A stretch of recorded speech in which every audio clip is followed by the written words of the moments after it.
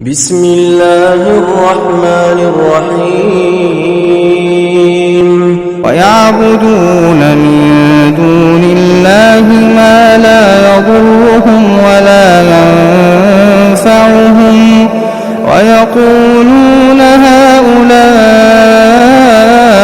شفعاؤنا عند الله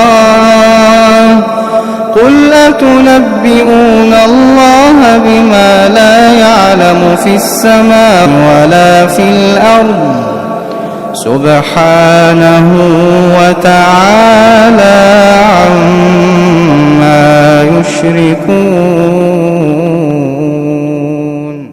الحمد لله والصلاة والسلام على رسول الله وعلى آله وأصحابه ومن والاه.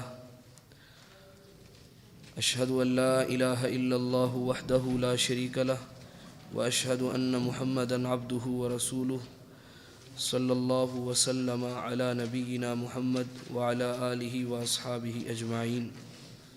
جی شروع کریں جی.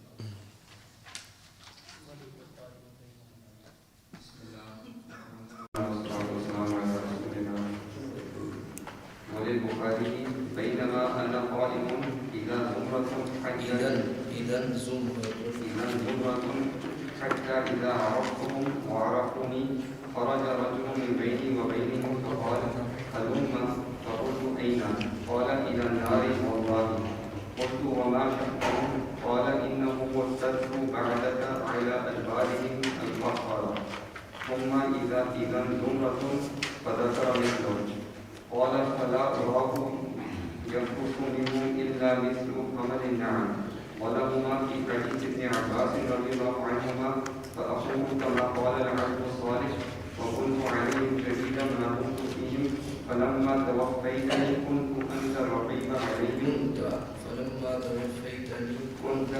أنت الرقيب عليهم وأنت على كل شيء شهيد. بسم اللہ.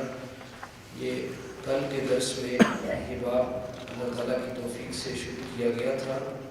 فَأَقِمْ وَجْهَكَ لِلدِّينِ حَنِيفًا. اللہ رب العزت نے نبی کریم صلی اللہ علیہ وسلم کو ارشاد فرمایا کہ آپ اپنے چہرے کو دین کے لیے قائم کر لیجئے اور یک رخی اختیار کرتے ہوئے. اس کے ضمن میں چند آیات شریفہ اور احادیث مبارکہ ذکر کی گئیں. اسی تسلسل کو جاری رکھتے ہوئے بخاری شریف کی یہ حدیث ذکر کی جا رہی ہے کہ نبی کریم صلی اللہ علیہ وسلم نے ارشاد فرمایا کہ میں کھڑا ہوں گا کہ ایک جماعت میرے سامنے ظاہر ہوگی، میں انہیں پہچان لوں گا اور ان میں سے ایک شخص میرے اور ان کے درمیان ظاہر ہوگا. بس وہ کہے گا ہلوما، یعنی ان کو کہے گا کہ آ جاؤ. میں کہوں گا اینا، کہاں، یعنی تم ان کو کہاں کے لیے بلا رہے ہو. قالا، تو وہ کہے گا، مراد اس سے فرشتہ ہے، الی النار واللہ، میں ان کو جہنم کی طرف بلا رہا ہوں اللہ کی قسم. قلت وما شأنهم، تو نبی کریم صلی اللہ علیہ وسلم نے فرمایا کہ میں ان سے کہوں گا کہ ان کا کیا معاملہ ہے، ان کو تم کیوں بلا رہے ہو. قال انهم ارتدوا بعدك على ادبارهم القهقرة. تو نبی کریم صلی اللہ علیہ وسلم نے ارشاد فرمایا کہ اس نے مجھے کہا کہ ان کو جہنم کی طرف بلائے جانے کا سبب یہ ہے کہ آپ علیہ السلام کے بعد یہ الٹے پاؤں اپنی پیٹھ کے بل دین سے پھر گئے. ثم اذا زمرۃ، پھر ایک اور جماعت وہ ظاہر ہوگی، ان کے بھی بارے میں آپ نے ایسا ہی ذکر فرمایا. پھر آپ صلی اللہ علیہ وسلم نے فرمایا، یہ الفاظ بڑی اہمیت کے حامل ہیں. فلا أراه يخلص منهم إلا مثل حمل النعم. فرمایا کہ میں نہیں خیال کرتا کہ ان میں سے کوئی بچ پائے گا جہنم سے مگر اتنا جتنا کہ بیکار چھوڑے گئے جانوروں میں سے کوئی جانور اکا دکا رہ جاتا ہے. مراد اس سے یہ ہے کہ جتنے قیمتی اور پالتو جانور ہوتے ہیں ان کو بیکار نہیں چھوڑا جاتا بلکہ ان کو چرانے کے لیے ایک چرواہا مقرر ہوتا ہے۔ تو عموماً جانوروں کے اوپر ایک نگران ہوتا ہے۔ کوئی جانور ایسے ہی بیکار پھر رہا ہو ایسا اکا دکا ہی نظر آتا ہے۔ تو جیسے اکا دکا جانور بغیر چرواہے کے پھرتا نظر آتا ہے، ایسے ہی اکا دکا لوگ اس دن جہنم سے خلاصی پا سکیں گے۔ مراد اس سے کیا ہے؟ وہ لوگ جنہوں نے دین کو چھوڑ دیا۔ دین سے مراد سنت، نبی کریم صلی اللہ علیہ وسلم کے سنت آپ کی طریقے کو ترک کر دیا اور بدعات کے راہی بن گئے، جن کے بارے میں نبی کریم صلی اللہ علیہ وسلم نے فرمایا کہ میری امت 73 فرقوں میں بڑھ جائے گی، ان میں سے 72 جہنم میں ہوں گے اور ایک ان میں سے جنتی ہوگا۔ اللہ تعالیٰ ہمیں ان میں شامل فرمائے۔ تو آپ نے فرماتے ہیں وَلَهُمَا فِي حدیث ابن عباس، حضرت ابن عباس رضی اللہ تعالیٰ عنہما سے بخاری و مسلم میں جو حدیث مروی ہے اس میں یہ الفاظ بھی ہیں فَأَقُولُ كَمَا قَالَ الْعَبْدُ الصَّالِحُ، تو میں ویسی ہی بات کہوں گا جیسی بات اللہ کے نیک بندے نے کہی تھی۔ مراد عیسیٰ علیہ السلام ہے۔ انہوں نے کیا کہا تھا؟ وَكُنْتُ عَلَيْهِمْ شَهِيدًا مَا دُمْتُ فِيهِمْ، جب اللہ رب العزت روز قیامت عیسیٰ علیہ السلام کو سامنے کھڑا کر کے ان سے پوچھیں گے کہ اے عیسیٰ، کیا آپ نے اپنی قوم کو کہا تھا کہ تم لوگ اللہ کے سوا مجھے اور میری ماں کو بھی معبود بنا لو؟ تو جواب میں عیسیٰ علیہ السلام اس بات سے انکار کریں گے کہ اللہ میرے لیے تو اس بات کا کوئی حق نہیں ہے کہ میں ایسی بات کہوں، عبادت تو تیرا حق ہے، تیرے سوا کسی کا حق نہیں ہے۔ وَكُنْتُ عَلَيْهِمْ شَهِيدًا مَا دُمْتُ فِيهِمْ، جب تک میں ان میں موجود رہا تب تک میں ان پر گواہ رہا، بس جب تو نے مجھے اٹھا لیا تب تو ان پر نگہبان تھا، یعنی اس کے بعد انہوں نے کیا کیا وہ میں نہیں جانتا، وہ تو جانتا ہے۔ جب تک میں ان میں موجود تھا مَا قُلْتُ لَهُمْ إِلَّا مَا أَمَرْتَنِي بِهِ أَنِ اعْبُدُوا اللَّهَ رَبِّي وَرَبَّكُمْ، میں ان کو یہی کہتا رہا کہ جو تو نے مجھے حکم دیا تھا کہ تم سب اللہ کی عبادت کرو، وہ اللہ جو میرا رب ہے اور تمہارا رب ہے۔ تو نبی کریم صلی اللہ علیہ وسلم نے فرمایا کہ میں بھی ویسی ہی بات کہوں گا کہ اب میرے دنیا سے چلے جانے کے بعد وہ لوگ دین سے پھر گئے، سنت کو ترک کر دیا اور بدعات کو ایجاد کیا، تو اب ان کا کیا معاملہ ہے کہ اللہ وہ تو ہی بہتر جانتا ہے۔ جی وَلَهُمَا مَرْفُوعًا مَا مِن مَوْلُودٍ يُولَدُ إِلَّا عَلَى الْفِطْرَةِ فَأَبَوَاهُ يُهَوِّدَانِهِ أَوْ يُنَصِّرَانِهِ أَوْ يُمَجِّسَانِهِ كَمَا تُنْتَجُ الْبَهِيمَةُ بَهِيمَةً جَمْعًا هَلْ تُحِسُّونَ فِيهَا، اگر اس کو تم تج پڑھیں گے مجهول تو پھر البہیمۃ پڑھیں گے رفع کے ساتھ اس کا نائب الفاعل بنا کر، کما تنتج البہیمۃ بہیمۃ، جی كما تنتج البهيمة بهيمة جمعا هل تحسون فيها من جدعا حتى تكونوا أنتم تجدعونها ثم قرأ أبو هريرة حتى تكونوا أنتم تجدعونها ثم قرأ أبو هريرة فطرة الله التي فطر الناس عليها متفق عليه۔ بخاری مسلم میں یہ حدیث مرفوعاً مروی ہے کہ نبی کریم صلی اللہ علیہ وسلم نے ارشاد فرمایا نہیں کوئی بچہ پیدا ہوتا مگر وہ فطرت پر، فطرت اسلام پر، بس اس کے ماں باپ ہیں جو اس کو پھر یہودی بنا دیتے ہیں یا اس کو نصرانی بنا دیتے ہیں یا اس کو مجوسی بنا دیتے ہیں۔ جیسے آپ نہیں دیکھتے بچے فطرت پر پیدا ہوتے ہیں، پھر ماں باپ ان کو بجائے اس کے کہ فطرت اسلام پر ان کی پرورش کریں، دین اسلام کے مطابق ان کی پرورش کریں، نہ صرف یہ کہ ان کی پرورش دین اسلام کے مطابق نہیں کرتے بلکہ بہت سے ماں باپ ایسے ہیں جو ہے وہ یہود و نصارہ کے سٹائل اور ان کے فیشن اور ان کے رہن سہن کو وہ تہذیب کی علامت قرار دیتے ہیں، اور بچے اسی پر وہ پروان چڑھتے ہیں، حتیٰ کہ وہ اسلام اور کفر کے درمیان فرق بھی سمجھ نہیں پاتے ماں سوائے نام کے۔ تو آپ صلی اللہ علیہ وسلم نے فرمایا کہ یہ جو آپ کو مختلف نظر آتے ہیں یہ پیدا مختلف نہیں ہوئے تھے، بلکہ جو پیدا ہوئے تھے تو اللہ رب العزت نے ان سب کو فطرت پر پیدا کیا، پھر یہ ان کے ماں باپ نے ان کو یہودی بنا دیا یا ان کو نصرانی بنا دیا یا ان کو مجوسی بنا دیا۔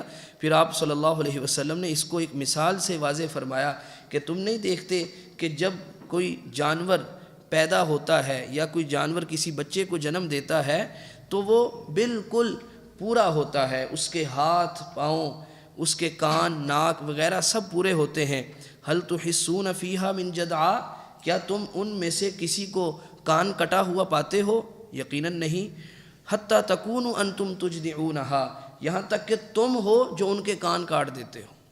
یہ مشرکین جو ہے وہ بتوں کے اوپر چھوڑنے کے لیے، غیر اللہ کے نام پہ جانوروں کو چھوڑنے کے لیے کسی کے کان میں وہ سوراخ کر دیتے یا کسی کا کان کاٹ دیتے آڑے طریقے سے یا ترچھے طریقے سے۔ بہرحال یہ آپ صلی اللہ علیہ وسلم نے فرمایا کہ جب وہ بچہ پیدا ہوا تھا تو کیا ایسا تھا؟ یقیناً نہیں تھا، یہ تو تم نے اس کے کان کاٹے ہیں۔ بیعینہ ہر انسان کا بچہ جب پیدا ہوتا ہے وہ فطرت اسلام پر ہی پیدا ہوتا ہے، پھر یہ اس کے ماں باپ ہیں جو اس کو یہودی یا نصرانی یا مجوسی بنا کے چھوڑتے ہیں۔ ثم قرأ ابو ہریرہ، پھر ابو ہریرہ رضی اللہ تعالیٰ عنہ نے اس آیت شریفہ کی قرأت کی، فطرۃ اللہ التی فطر الناس علیہا، کہ نبی کریم صلی اللہ علیہ وسلم کی اس فرمان کی مثل قرآن میں موجود ہے، جس میں اللہ رب العزت نے یہ فرمایا کہ اللہ کی فطرت جس پر اس نے لوگوں کو پیدا فرمایا اسی کو لازم پکڑو۔ متفق علیہ۔ جی،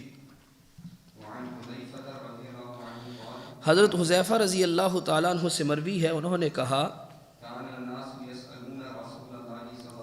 صلی اللہ علیہ وسلم، لوگ رسول اللہ صلی اللہ علیہ وسلم سے خیر کے بارے میں پوچھتے تھے، لیکن میں نبی علیہ السلام سے شر کے بارے میں پوچھتا تھا، مخافۃ ان یدرکنی، اس بات سے خوف کھاتے ہوئے کہ کہیں شر میں نہ دھر لیا جاؤں، مجھے شر نہ پکڑ لے۔ اب یہ بات سمجھ آ گئی، شر کے بارے میں علم حاصل کرنے کی نیت کیا ہونی چاہیے؟ تماشا دیکھنا نہیں، شغل میلہ لگانا نہیں، چلو یہ دیکھتے ہیں وہ دیکھتے ہیں، نہیں، آپ کی یہ نیت ہو کہ کہیں آپ اس میں نہ دھر لیے جائیں، اس لیے کہ آپ کو شر کا پتہ ہوگا تو آپ اس سے بچ پائیں گے نا۔ اس نیت سے شر کے بارے میں حضرت حذیفہ رضی اللہ تعالیٰ عنہ سوال کیا کرتے تھے نبی کریم صلی اللہ علیہ وسلم سے۔ ہمارے ہاں تو لوگ شغل میلہ کرتے ہیں، شغل میلہ کرتے ہیں، اس کو بھی دیکھتے ہیں اس کو بھی دیکھتے ہیں، اور پتہ کچھ بھی نہیں، اور نہ ہی نیت آپ کی شر سے بچنے کی ہوتی ہے، بلکہ صرف وقت گزاری، ٹائم پاس۔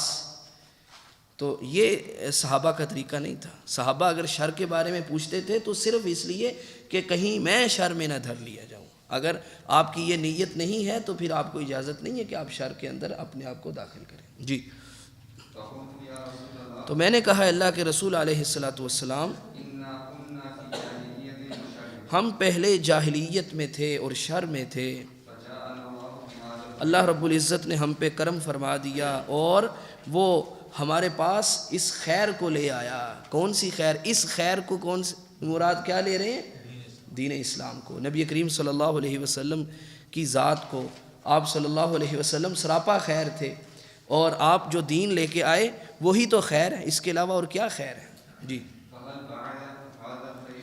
اب دیکھیے یہ ہے خوف، یہ ہے سوچ کہ اب تو اللہ تعالیٰ کی توفیق سے ہم خیر میں آ گئے، لیکن حضرت حذیفہ رضی اللہ تعالیٰ عنہ کو یہ فکر کھائے جا رہی ہے کہ اللہ کے رسول کیا اس خیر کے بعد شر تو نہیں آئے گا؟ اللہ اکبر کبیرہ۔ کیا ہم نے کبھی یہ سوچا ہے؟ کیا ہم نے کبھی سوچا ہے کہ اللہ رب العزت نے ہم پہ تو کرم فرما دیا، کہ اللہ رب العزت نے ہمیں نہ جانے کون کون سی جہالت سے نکال دیا، اب تو ہمیں دین حنیف کے اوپر، سنت کے اوپر، اور اہل السنہ والجماعہ اور اہل الحدیث اور علماء سلف صالحین کے منہج پر اس نے ہمیں لا کے کھڑا کر دیا۔ کیا ہم نے کبھی سوچا ہے کہ کیا ہم مرتے دم تک اس پہ رہیں گے؟ کیا ہمارا کبھی جسم کانپا ہے؟ جسم میں کبھی تاری ہوئی ہے یہ سوچ کے کہ ہائے اگر کہیں ہم اس خیر سے کہیں نکل نہ جائیں؟ کیا ایسا تو نہیں ہو سکتا؟ کیا جو خیر اللہ نے ہمیں دی ہے ہمارے بچے تو اس سے محروم تو نہیں ہو جائیں گے؟ یہ ہماری نسلوں تک چل پائے گی؟ یہ دیکھیے، یہ ہے صحابہ کی سوچ۔ لوگ سوچتے ہیں کہ ہمارے مرنے کے بعد ہمارے بچوں کا کیا ہوگا، ان کے لیے کچھ اتنی جائیداد، اتنا مال و دولت بنا کے چلے جاؤ، ان کے بارے یہ نہیں سوچتے کہ ہمارے بچوں کے مرنے کے بعد ان کا کیا ہوگا۔ بھئی آپ نے مرنا ہے کہ آپ کے بچوں نے نہیں مرنا؟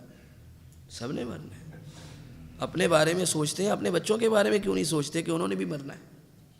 تو یہ صحابہ رضی اللہ تعالیٰ عنہم کی سوچ، عظیم سوچ، کہتے ہیں کہ اللہ کے رسول یہ تو اللہ کا کرم ہو گیا۔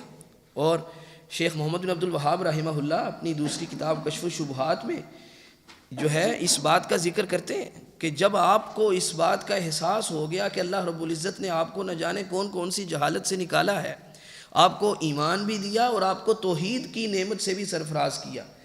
بہت سے لوگ ایسے ہیں جو ایمان کا دعویٰ تو کرتے ہیں لیکن توحید کی نعمت سے محروم ہیں، اور اللہ رب العزت نے آپ کو توحید کی نعمت سے مالا مال کیا ہے۔ کہتے ہیں کہ جب آپ نے یہ بات جان لی تو پھر آپ کے اوپر دو چیزیں فرض ہو جاتی ہیں، دو چیزیں فرض ہو جاتی ہیں۔ ایک، اس نعمت کے اوپر اللہ رب العزت کا سب سے زیادہ شکر بجا لانا، کیونکہ اس سے بڑی اور کوئی نعمت نہیں ہے جو آپ کے پاس ہو سکتی۔ سب سے زیادہ آپ اس نعمت پہ خوش ہوں۔ اگر آپ کو بھیڑ بکریاں نہیں ملیں، آپ کو پیسے نہیں ملے، آپ کو گاڑی نہیں ملی، آپ کو بڑا گھر نہیں ملا، آپ کو توحید مل گئی، آپ کو سنت کا فہم مل گیا جو بڑی بڑی گاڑیوں والوں کے پاس نہیں ہے، جو کروڑوں کے بینک بیلنس رکھنے والوں کے پاس نہیں ہے، تو آپ کے خوش ہونے کے لیے اتنی بات کافی نہیں ہے کہ آپ کے پاس مال و دولت نہیں ہے، آپ کے پاس بڑی گاڑی نہیں ہے، آپ کے پاس بڑا گھر نہیں ہے، لیکن آپ کے پاس توحید ہے۔ رسول اللہ صلی اللہ علیہ وسلم نے ان چند انصار نوجوانوں کو کیا فرمایا تھا؟ بخاری شریف کی حدیث ہے کہ جب آپ علیہ السلام نے بعض لوگوں کی تالیف قلبی کے لیے ان کو زیادہ مال دے دیا، چند انصاری صحابی کہنے لگے یہ کیا بات ہوئی، ہمیں جو ہے نا وہ مال نہیں دیا گیا۔ تو نبی کریم صلی اللہ علیہ وسلم نے ان کی دل جوئی فرمائی اور فرمایا کہ کیا تمہیں یہ بات پسند نہیں ہے کہ لوگ اپنے گھروں میں بھیڑ بکریاں لے جائیں اور تم اپنے گھر میں اللہ کے رسول کو لے جاؤ؟ آپ کے گھر میں قرآن آ گیا، آپ کے گھر میں نبی کریم صلی اللہ علیہ وسلم کے فرامین آ گئے، سنت آ گئی، گویا کہ آپ کے گھر میں اللہ کے رسول تشریف لے آئے۔ یہ ہم اس معنی میں نہیں کہہ رہے میرے گھر میں بھی ہو جائے چراغا یا رسول اللہ۔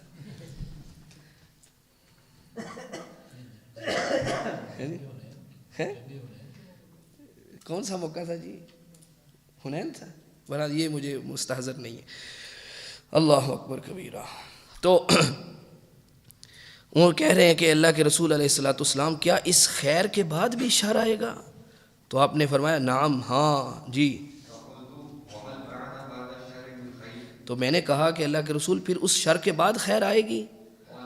آپ نے فرمایا ہاں، اور اس میں دخن ہوگا، دخن دھواں، دھواں جیسے دھوئیں میں کچھ چیز واضح نہیں ہوتی۔ جی جی، میں نے کہا دخن کیا ہے؟ آپ نے فرمایا ایسی قوم آئے گی جو میری سنت کو چھوڑ کے دوسرے طریقے کو اپنائیں گے، میری ہدایت کو چھوڑ کے کسی اور طریقے کو اپنائیں گے۔ تم ان میں سے بعض باتوں کو پہچانو گے اور بعض کا انکار کرو گے، یعنی بعض باتیں دین کے مطابق ہوں گی، بعض باتیں دین کے مطابق نہیں ہوں گی۔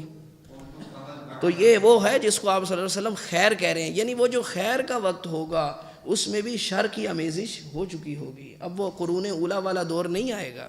جی، تو پھر میں نے کہا کہ اللہ کے رسول کیا اس خیر کے بعد بھی شر آئے گا؟ اللہ اکبر کبیرہ۔ آپ نے فرمایا ہاں، فتنۃ عمیاء، بالکل اندھا فتنہ، اور ایسے لوگ جو عوام الناس کو جہنم کے دروازوں کی طرف بلائیں گے۔ دعات کا تو کام جنت کی طرف بلانا ہے، لیکن وہ جہنم کے دروازوں پر بلا رہے ہوں گے۔ جی، جو ان کی بات پر لبیک کہے گا وہ اس کو اس میں پھینک دیں گے، یعنی جہنم میں۔ میں نے کہا اللہ کے رسول علیہ السلام آپ ان کی کوئی صفات ہی بیان کر دیں، یعنی ہم ان کو پہچان سکیں کہ وہ دکھتے کیسے ہوں گے اور وہ محسوس کیسے ہوتے ہوں گے۔ اللہ اکبر، اندازہ کیجئے آپ نے فرمایا کہ کوئی ان کے سروں پہ سینگ نہیں ہوں گے، یہ نہیں ہوگا کہ وہ آپ دور سے دیکھ کے ان کو پہچان سکیں، وہ من جلدتنا، وہ ہماری ہی کھالوں کی طرح وہ جو ہے وہ ان کے رنگ ہوں گے، وَيَتَكَلَّمُونَ بِأَلْسِنَتِنَا، اور ہماری ہی زبان میں وہ کلام کرتے ہوں گے، یعنی ان کو پہچاننا اتنا مشکل۔ جی میں نے کہا اللہ کے رسول علیہ السلام آپ مجھے کیا حکم دیتے ہیں اگر میں ان کو پالوں تو آپ صلی اللہ علیہ وسلم نے فرمایا کہ مسلمانوں کی جماعت کو لازم پکڑنا اور ان کے امام کو، مسلمانوں کی جماعت کو اور ان کے امام کو لازم پکڑے رکھنا، یعنی جو قرآن و سنت کے اوپر قائم ہوں گے ان کے ساتھ رہنا ہے اور مسلمانوں کو مضبوط کرنا ہے۔ جی تو میں نے کہا کہ اگر ان کے پاس کوئی جماعت ہی نہ ہو اور امام ہی نہ ہو،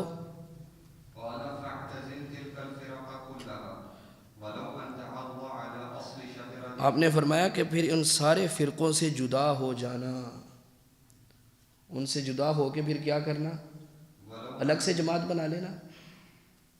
ان فرقوں سے جب جدا ہو کے آپ نے الگ سے جماعت بنا لی تو وہ فرقہ نہ ہوئی بھائی، فرقہ کس کو کہتے ہیں؟ جماعت کو کہتے ہیں۔ جی تو فرمایا پھر ان سب سے جدا ہو جانا، یہ نہیں کہا کہ الگ سے جماعت بنا لینا، کیونکہ وہ بھی تو فرقہ ہی ہو گیا نا۔ جی اور وہ اس صورت میں ہے کہ جب تم اکیلے رہ جاؤ، تمہیں کوئی سنت کا راہی نہ ملے، ایسی صورت میں پھر ان سے الگ ہو جانا ہے، ان سے الگ ہو جانا ہے، اپنے رستے جدا کر لینے ہیں۔ یہ نہیں کہ وہ تمہارے اندر موجود ہے اور پھر بھی تم ان سے بھی جدا ہو، ان سے تھوڑی جدا ہونا ہے، ان کے ساتھ ملنا ہے، ان کو مضبوط کرنا ہے اور ان کے ساتھ مل کے خود مضبوط ہونا ہے۔ ہاں اگر ایسے ہو کہ وہاں اکیلے تم رہ گئے ہو، پھر کیا مصالحت کر لینی ہے، سمجھوتا کر لینا ہے سنت کے اوپر، بدعت کے اوپر؟ نہیں، ایسا نہیں ہے۔ فرمایا وَلَوْ أَن تَعُضَّ عَلَىٰ أَصْلِ شَجَرَةٍ، اگرچہ تمہیں درختوں کی جڑیں کھا کر ہی کیوں نہ گزارا کرنا پڑے، تب بھی تم ان سے جدا ہی رہنا۔ کب تک؟ حتیٰ یأتیک الموت وانت علی ذالک، یہاں تک کہ تمہیں موت نہ آ جائے اور تم اسی دین حنیف پر، سنت کے اوپر قائم ہو۔ اخرجاہ، اسے شیخین رحمہم اللہ نے روایت کیا ہے۔ جی اور صحیح مسلم میں یہ زائد الفاظ امام مسلم رحمہ اللہ نے بیان کیے، یعنی حضرت حذیفہ رضی اللہ تعالیٰ عنہ نے کہا کہ پھر کیا ہوگا، یعنی اس کے بعد پھر کیا ہوگا؟ تو آپ صلی اللہ علیہ وسلم نے فرمایا کہ پھر دجال نکلے گا، اس کے پاس ایک نہر ہوگی اور ایک آگ ہوگی، اجرہ وحط وزرہ، فرمایا کہ جو شخص اس کی آگ میں گر جائے گا، اس کی آگ میں جانا گوارا کر لے گا، اس کے لیے اجر واجب ہو جائے گا اور اس کے گناہ مٹا دیے جائیں گے۔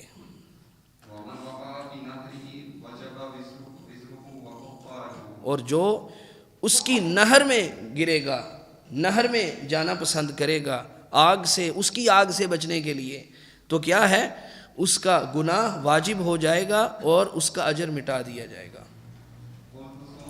میں نے کہا اس کے بعد پھر کیا ہوگا؟ آپ صلی اللہ علیہ وسلم نے فرمایا کہ اس کے بعد پھر قیامت کا قیام ہوگا۔ اب امام ابو العالیہ رحمہ اللہ جو کہ جلیل القدر تابعی ہیں، ان کا جو ہے اس حدیث کے اوپر تبصرہ سنیے، اور پھر اس قول کے اوپر امام محمد بن عبد الوہاب رحمہ اللہ کا تبصرہ سنیے۔ جی اب امام ابو العالیہ کہتے ہیں تعلم الاسلام، اسلام کو سیکھو، اسلام کو سیکھو۔ سلف صالحین ہمیں کیا سکھانے کی طرف، سیکھنے کی طرف توجہ دلا رہے ہیں؟ اسلام کو سیکھو۔ فزکس بھی سیکھ لینا، ڈاکٹری بھی سیکھ لینا، میتھمیٹکس بھی سیکھ لینا، ایم ایس سی بھی کر لینا، اور بھی ڈگریاں لے لینا، لیکن اسلام کو تو پہلے سیکھ لو۔ اگر یہ سب کچھ تم نے حاصل کر لیا اور اسلام گنوا دیا، بتاؤ تم نے کیا حاصل کیا؟ جی تعلم الاسلام، اسلام کو سیکھو۔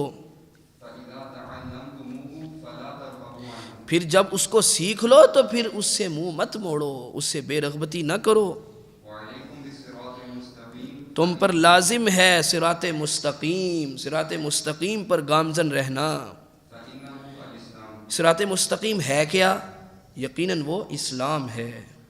فلا تتحرفوا عن الصراط يمينا ولا شمالا، اور تم اس رستے سے جو کہ سیدھا ہے دائیں بائیں مت منحرف ہونا۔ وعلیکم بسنت نبیکم، تم پر تمہارے نبی کی سنت لازم ہے، وإياكم وهذه الأهواء، اور ان اہوا سے، خواہشات سے تم اپنے آپ کو بچانا۔ تأمل انتہا الکلام، یعنی امام ابو العالیہ کا کلام مکمل ہوا، اب آگے شیخ محمد بن عبد الوہاب رحمہ اللہ کا کلام شروع ہو رہا ہے۔ جی تأمل كلام أبي العالية هذا، کہتے ہیں کہ ابو العالیہ رحمہ اللہ کے اس کلام پر ذرا غور کیجئے۔ ما أجله وأعرف زمانه، ما اجلہ، کس قدر جلیل القدر وہ کلام ہے۔ وعرف زمانہ، وعرف یہ فعل امر ہے، اور تو پہچان ان کے زمانے کو۔ الذی یحذر فیہ من الاہواء، جس زمانے میں وہ ان اہواء سے، خواہشات سے، بدعات سے لوگوں کو خبردار کر رہے تھے التي من اتبعها فقد رغب عن الإسلام، کہ جو ان خواہشات کی، ان بدعات کی پیروی کرے گا وہ اسلام سے بے رغبتی کرے گا۔ بدعات کی پیروی کرنے کا مطلب کیا ہے؟ اسلام سے بے رغبتی۔ اسلام کیا ہے؟ سنت، کیونکہ بدعات کے مقابلے میں کیا لفظ بولا جاتا ہے؟ سنت، اور سنت کو وہ اسلام سے تعبیر کر رہے ہیں، اور اسلام سنت کا ہی نام ہے، اور سنت اسلام کا ہی نام ہے۔ جی وتفسير الإسلام بالسنة، اور وہ اسلام کی تفسیر سنت کے ساتھ کر رہے ہیں۔ دیکھیے امام ابو العالیہ رحمہ اللہ نے کیا فرمایا؟ وعلیکم بالصراط المستقیم فإنہ الاسلام، صراط مستقیم کو لازم پکڑو۔ صراط مستقیم ہے کیا؟ وہ اسلام ہے۔ پھر آگے فرماتے ہیں کہ صراط مستقیم سے دائیں بائیں مت پھرنا، اور اپنے نبی کی سنت لازم پکڑو۔ اس کا مطلب کیا ہوا کہ اگر تم اپنے نبی کی سنت کو چھوڑ دو گے تو تم اسلام کے اوپر قائم نہیں رہ سکتے، کیونکہ اسلام وہی ہے جو تمہارے نبی نے بتا دیا۔ جی وخوفه على أعناق التابعين، کہتے ہیں کہ دیکھیے امام ابو العالیہ رحمہ اللہ کس زمانے میں بات کر رہے ہیں؟ جو کہ تابعین کا زمانہ ہے، بلکہ اعلام التابعین کا زمانہ ہے، اجلا تابعین کا زمانہ ہے۔ ان کے زمانے میں وہ خوف کھا رہے ہیں۔ یہ وہ زمانہ ہے جو کہ ان 3 زمانوں میں سے ہے جو مشہود لہا بالخیر ہیں، جن کے بارے میں نبی کریم صلی اللہ علیہ وسلم نے خیر کی گواہی دی ہے۔ اس زمانے کے لوگوں کے متعلق وہ خوف زدہ ہیں کہ کہیں یہ سنت کو نہ چھوڑ دیں۔ ذرا آج اپنے زمانے کے بارے میں آپ سوچ لیجئے، آج کوئی تابعین کا زمانہ تو نہیں ہے، آج کوئی حسن بصری رحمہ اللہ کا زمانہ تو نہیں ہے، آج امام ابو العالیہ کا زمانہ تو نہیں ہے، آج ایوب سختیانی کا زمانہ تو نہیں ہے۔ تو آج ہمیں اس کی کتنی ضرورت ہے۔ اور یہ بھی شیخ محمد بن عبد الوہاب رحمہ اللہ اپنے زمانے کی بات کر رہے ہیں، اور ان کا زمانہ بھی ہم سے کم و بیش 250-300 سال پرانا زمانہ ہے۔ آج ہم کہاں کھڑے ہیں؟ تو کتنی ضرورت ہے خود اسلام کو سیکھنے، سنت کی اہمیت کو جاننے، اور اپنی اولاد کو اور ہر اس شخص کو جس کے ساتھ آپ محبت کرتے ہیں، پیار کرتے ہیں، اور اس کو جہنم کی آگ میں جلتا ہوا نہیں دیکھ سکتے، ان کو سنت کی اہمیت بتانے کی۔ اور وہ ان کا خوف کھانا علی اعلام التابعین، تابعین کے اعلام پر، بڑے بڑے نام، وعلمائہم، وعلمائهم من الخروج عن السنة والكتاب، اور ان کے علماء کے بارے میں بھی وہ خوف زدہ ہیں کہ کہیں یہ سنت اور کتاب سے کہیں خارج نہ ہو جائیں، یعنی بدعات کی طرف نہ نکل جائیں۔ يتبين لك معنى قوله تو تعالى، کہتے ہیں کہ جب آپ اس کو جان لیں گے تب آپ کو اللہ تعالیٰ کا یہ فرمان صحیح معنوں میں سمجھ میں آئے گا۔ إذ قال له ربه أسلم، وقوله وقص، قال اسلمت لرب العالمین، کہ جب ابراہیم علیہ السلام کو اس کے رب نے کہا تابع فرما ہو جا، تو ابراہیم علیہ السلام نے کہا کہ میں نے رب العالمین کے لیے اپنا سر جھکا دیا، میں اس کا فرما بردار ہو گیا۔ تو ایسا ایک مسلمان ہونا چاہیے۔ اگر آپ کے اندر یہ بات نہیں ہے تو پھر آپ کے بارے میں خوف ہے کہ کہیں آپ اسلام سے منحرف نہ ہو جائیں، آپ سنت کی راہ کو ترک نہ کر دیں۔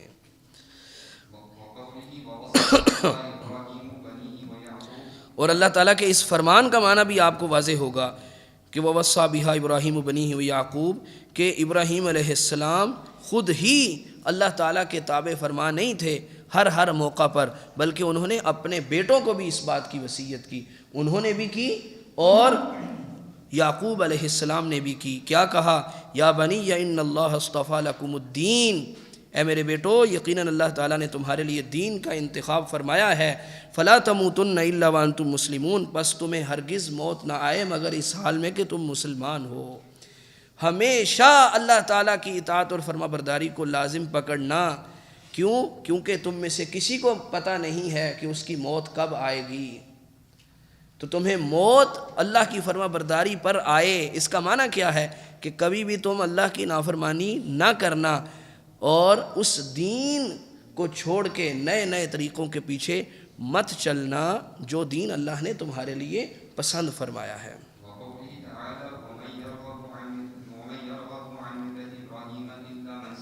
اور اللہ تعالیٰ کے اس فرمان کا معنی بھی آپ کو واضح ہوگا کہ ملت ابراہیم سے کون بے رغبتی کرتا ہے مگر وہ جس نے اپنے نفس کو حماقت میں ڈال دیا۔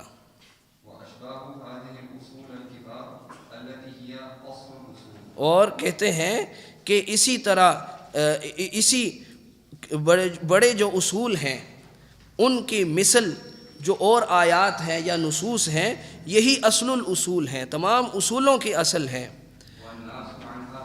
لیکن لوگ ان سے غفلت میں پڑے ہوئے ہیں، لوگوں کو اس بات کی کوئی پرواہ نہیں ہے۔ لوگ آپ کو جو ہے وہ اور تو باتیں پوچھتے ہیں، آ کے لوگ آپ کو یہ تو پوچھتے ہیں کہ آج کل سیاست میں کیا ہو رہا ہے، مہنگائی ہو گئی اور جو ہے وہ حالات بہت کشیدہ ہو رہے ہیں، یہ ساری باتیں، لیکن کوئی آپ کو آ کے یہ نہیں پوچھتا کہ سنت کی اہمیت کیا ہے، دین کیا ہے۔ کتنے لوگ آپ کو دین کے نام پہ فضول سوالات پوچھتے ہوئے ملیں گے، آپ کو یہ پوچھتے ہوئے ملیں گے کہ نوح علیہ السلام نے جو کشتی میں جانوروں کے جوڑے سوار کیے تھے ان میں سب سے پہلا جوڑا کون سا تھا جس کو سوار کیا تھا؟ ہے کوئی سوال؟ اس سوال کا آپ کے عقیدے سے، آپ کے عمل سے کوئی تعلق ہے؟ اصحاب کہف کی تعداد کتنی تھی؟ اصحاب کہف کا کتا جنت میں جائے گا کہ نہیں جائے گا؟ ہاں جی، آدم حوا کا نکاح، انا للہ و انا الیہ راجعون، یہ اس قسم کی باتیں، اور یہ دین کی باتوں کے عنوان پہ یہ باتیں ہو رہی ہیں، انا للہ۔ اور وہ کہتے ہیں کہ والناس عنہا فی غفلہ، یہ دیکھیں یہ اصل الاصول جو ہیں کہ جن سے غفلت برتنے کے نتیجے میں انسان کا ایمان خطرے میں پڑا ہوا ہے، لوگ اس بات کی پرواہ نہیں کرتے۔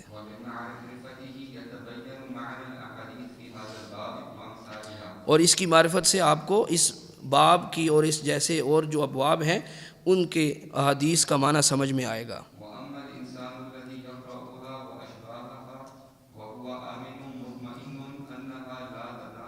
اور کہتے کہ وہ انسان جو ان آیات کو پڑھے، ان اصول کو پڑھے اور اس کے باوجود وہ بے خوف ہو کے بیٹھا رہے، مطمئن رہے کہ اسے کوئی خطرہ نہیں ہے، اور وہ سمجھتا کہ یہ بس پہلوں کے لیے تھا جو گمراہی کا شکار ہو گئے اور ہلاک ہو گئے، میں بے خوف ہوں۔ کہتے ہیں کہ اللہ تعالیٰ کا یہ فرمان اس کو سمجھنا چاہیے، افامنوا مکر اللہ، بس یہ کیا اللہ تعالیٰ کی تدبیر سے بے خوف ہو گئے ہیں؟ فلا یأمن مکر اللہ الا القوم الخاسرون، اللہ کی تدبیر سے نہیں بے خوف ہوتے مگر وہ جو خسارہ پانے والے ہیں۔ اگر آپ اپنے ایمان کے بارے میں بے خوف ہو گئے تو اس کا مطلب یہ ہو گیا کہ آپ کے نصیب میں کہیں خسارہ تو نہیں لکھا ہوا۔ جی،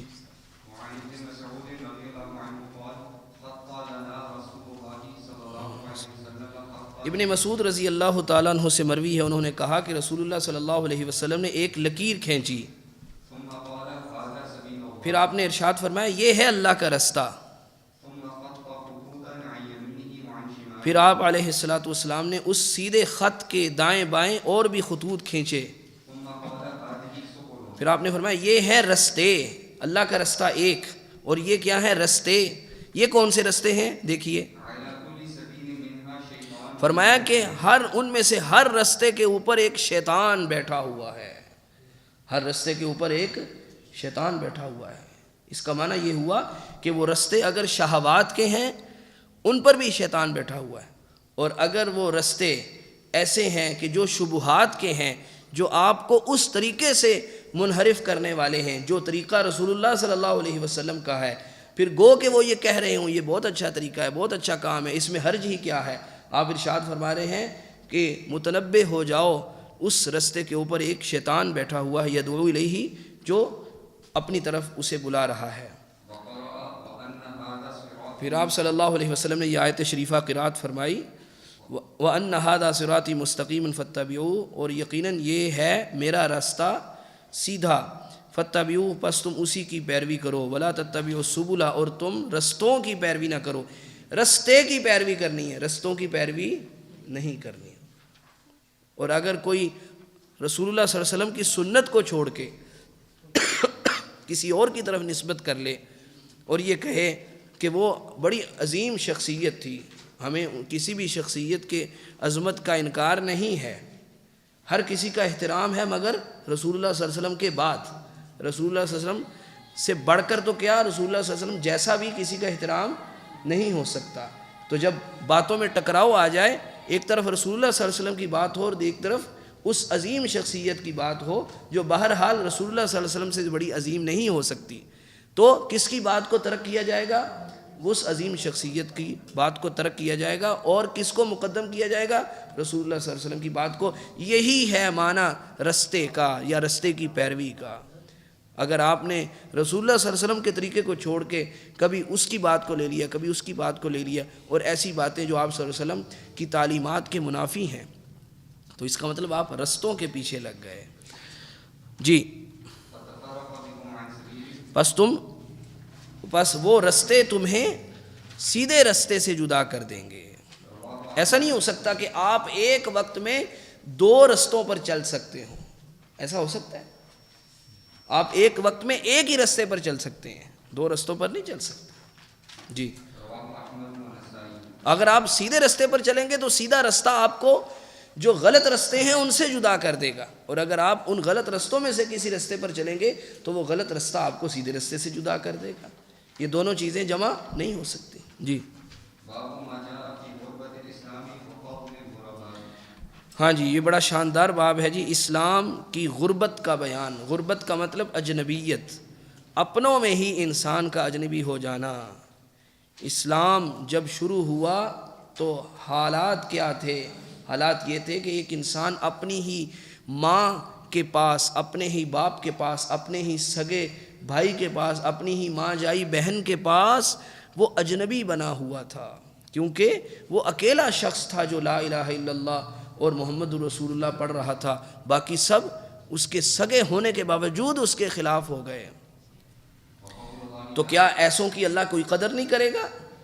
اللہ رب العزت کے ہاں یہ بڑے پسندیدہ اور فضیلت والے لوگ ہیں. تو شیخ الاسلام محمد بن عبد الوہاب رحمہ اللہ آپ کو اس باب میں یہ بتانا چاہتے ہیں کہ اسلام کی غربت سے آپ کو خوف زدہ نہیں ہونا چاہیے کہ آپ گھبرا جائیں کہ بھائی میں اکیلا رہ گیا، دوسرے لوگوں کی اکثریت یا لوگوں کی بہتات دوسری طرف ہے اور میں اپنے آپ کو اکیلا پا رہا ہوں، لہذا چھوڑو ان کے ساتھ ہی چلتے ہیں. ایسا نہیں ہے، آپ کو گھبرانا نہیں چاہیے، کیونکہ اللہ رب العزت نے غرباء کی بڑی فضیلت بیان کی ہے. جی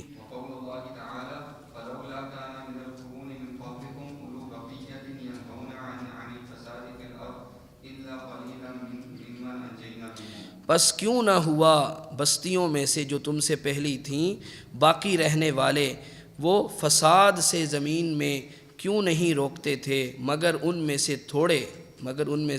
تھوڑے جن کو ہم نے ان میں سے نجات دے دی.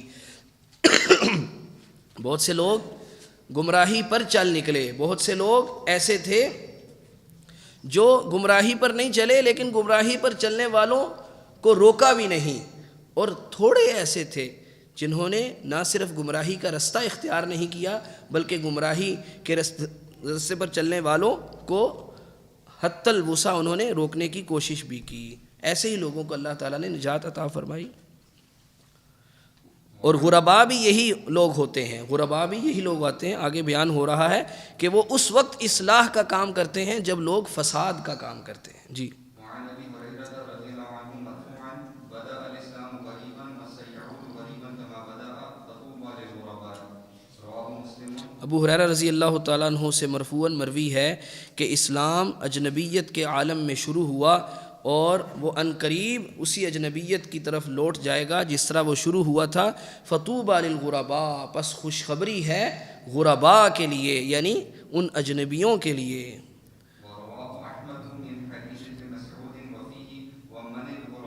امام احمد بن حنبل رحمہ اللہ نے ابن مسعود رضی اللہ تعالیٰ عنہ کی حدیث سے یہ روایت کیا اور اس میں یہ الفاظ بھی ہیں. ومن الغرباء، پوچھا لوگوں نے کہ اللہ کے رسول غرباء کون ہیں؟ قال قبائل میں سے اجنبی، قبائل میں سے جدا سمجھے جانے والے. جی. اپنے قبیلے میں وہ اجنبی ہے، اپنے قبیلے میں وہ اجنبی ہے، حالانکہ قبیلہ اس کی پہچان بنتا ہے. جی.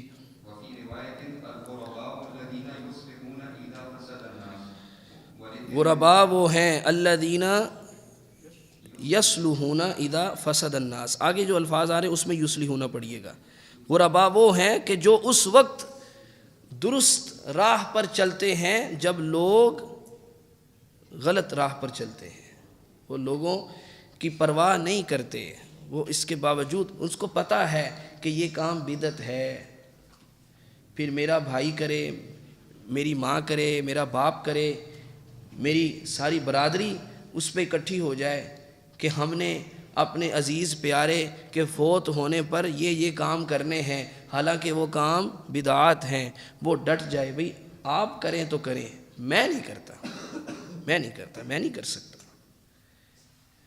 میرا ایمان مجھے اس بات کی اجازت نہیں دیتا، میری سنت کی غیرت مجھے اس بات کی اجازت نہیں دیتی. میں تو آپ کو منع کرتا ہوں، لیکن اگر آپ میری بات نہیں مانتے تو میں کم از کم اتنا تو کر سکتا ہوں کہ میں آپ کے ساتھ شریک نہ ہوں.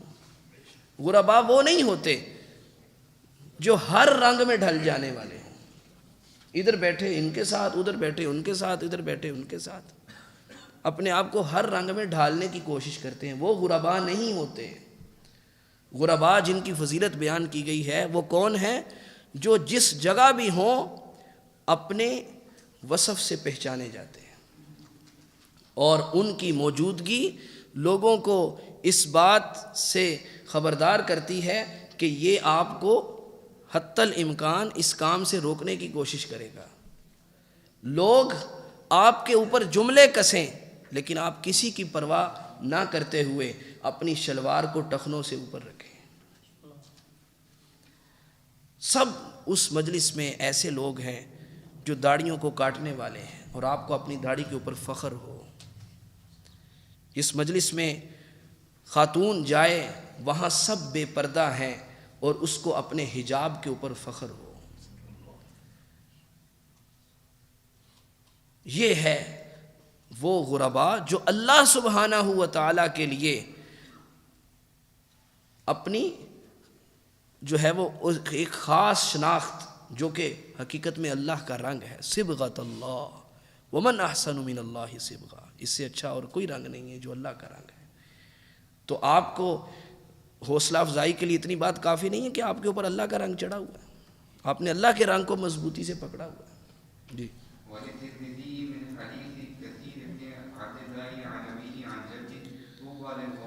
غرباء کے لیے خوشخبری ہے جو اس وقت اصلاح کا کام کرتے ہیں جب لوگوں نے میری سنت میں فساد کا کام کیا، یعنی سنت کو بدل ڈالا. تو یہ سنت کو اصل شکل میں رکھنے کی کوشش کرتے ہیں.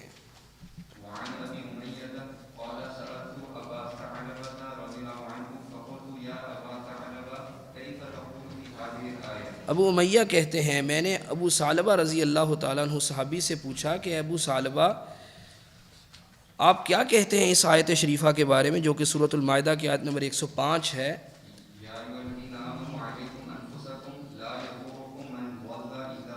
اللہ رب العزت نے فرمایا اے ایمان والو تم اپنے نفسوں کو لازم پکڑو، یعنی اپنی فکر کرو. لا یضرکم من ضل اذا اہتدیتم، اگر تم ہدایت پر ہوئے تو کسی کا گمراہ ہو جانا تمہیں کوئی نقصان نہیں دے سکے گا. اس کا کیا مطلب ہے؟ ہم لوگوں کو ان کے حال پہ چھوڑ دیں؟ جی. اور یہ بات یاد رکھیے، غرباء کا صحیح مفہوم بتایا جا رہا ہے. غرباء یہ نہیں ہے کہ آپ وہ خود حق پہ ہیں اور دوسرے باطل پہ ہیں تو وہ کہتے ہیں اچھا بھی تم جہاں لگے ہو تم لگے رہو اور میں جہاں لگا ہوں میں لگا رہتا ہوں. کیا ایسے یہ معنی اس کا؟ سنیے، کہتے ہیں یہ تو آپ نے بہت اچھا کیا، اللہ کی قسم آپ نے اس مسئلے کے بارے میں خوب جاننے والے سے سوال کیے، یعنی میں اس مسئلے کو بخوبی جانتا ہوں. کیسے جانتا ہوں؟ کوئی عالم کیسے جانتا ہوتا ہے بخوبی؟ کیوں جی؟ بارک اللہ فیک. عالم کون ہوتا ہے؟ خبیر کون ہوتا ہے؟ خبیر وہ ہوتا ہے جس کے پاس رسول اللہ صلی اللہ علیہ وسلم کی حدیث کا علم ہو، اس کو کہتے ہیں خبیر. دیکھیے وہ اپنے آپ کو خبیر کیوں کہلوا رہے ہیں؟ یہ ہیں وہ الفاظ.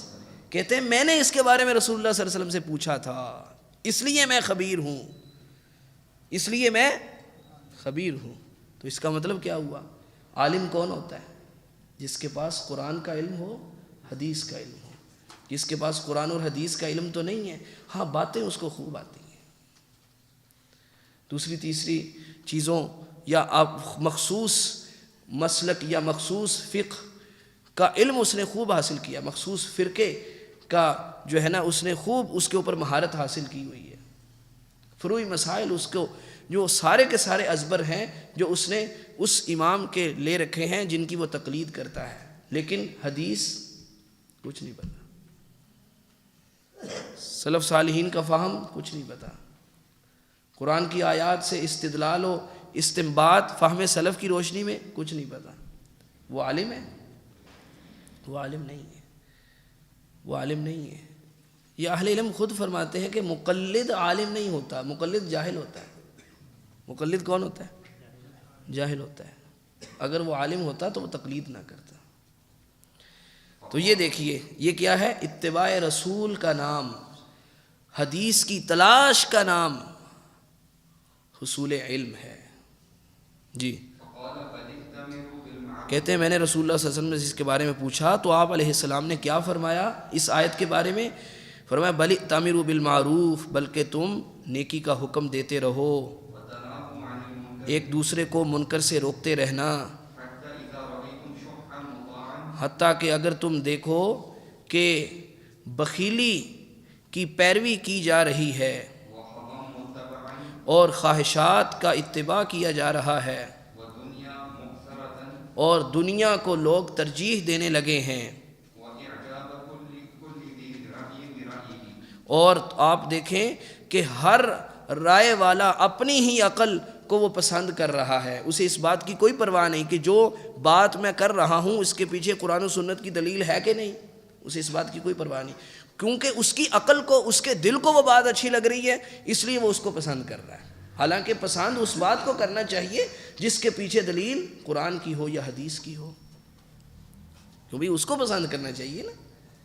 اگر آپ اپنی رائے کو پسند کرتے ہیں تو دوسرے کو بھی حق حاصل ہے کہ وہ اپنی رائے کو پسند کرے. تو ایسی صورت میں کیا آپ دونوں میں کبھی اتفاق ہو سکتا ہے؟ تو پھر آپ کون سے اتحاد امت کی بات کر رہے ہیں؟ کیوں جی؟ یہ اتحاد امت کا کلیہ ہے، یہ اصول ہے. نہیں ایسا نہیں اتحاد امت ہوتا. جی ہاں اگر تو آپ ایسا دیکھیں لوگ آپ نیکی کا حکم دینے کے باوجود برائی سے روکنے کے باوجود یہ لوگوں کے حالات ہو گئے ہیں، ان کے نزدیک دنیا ہی قابل ترجیح ہے، آخرت کی ان کو کوئی پرواہ نہیں ہے، اور یہ وہ لوگ ہیں جو خواہشات کا اتباع کر رہے ہیں. یعنی ایسا نہیں ہے کہ ان کو حق بات پتہ نہیں چلی. آپ نے کب تک لوگوں کو بتانا ہے؟ جب تک لوگوں کو حق کا علم نہیں ہے. جب آپ کو پتہ چل گیا کہ اس کو حق کا پتہ چل گیا ہے لیکن اس کے باوجود وہ حق کی پیروی نہیں کر رہا کیونکہ یہ خواہشات کا پجاری ہے. وہ کیوں آپ کی بات نہیں مان رہا؟ وجہ یہ ہے کہ وہ آخرت کو ترجیح ہی نہیں دیتا. اور کیوں وہ آپ کی بات کو نہیں مان رہا حالانکہ آپ اس کو حدیث سنا رہے ہیں؟